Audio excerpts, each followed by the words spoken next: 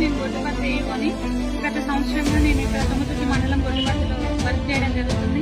నేను సాయంత్రం నైట్ 9:45కి ఏవో సార్ నాకు కాల్ చేయడం జరిగింది.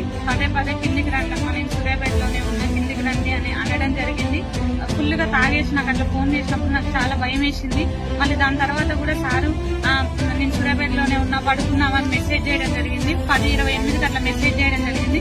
నాకు ఇంకా బాగా షివరింగ్ వచ్చేసి, యాంగ్జైటీ వచ్చి నేను నా బాడీ అంతా చల్లగా అయిపోయి నేను మెంటల్ గా డిప్రెషన్ అయిపోయాను. నేను మా ఫ్రెండ్స్ అయినా సాయిరాజ్ గాను ఇంకా బాలాజీ సార్ ఫోన్ చేయడం జరిగింది. వాళ్ళిద్దరు రెస్పాండ్ అయ్యి ఇట్లా కరెక్ట్ కాదు సార్ అని మెసేజ్ చేసి ఫోన్ చేసినప్పుడు కూడా వాళ్ళు ఏమన్నారంటే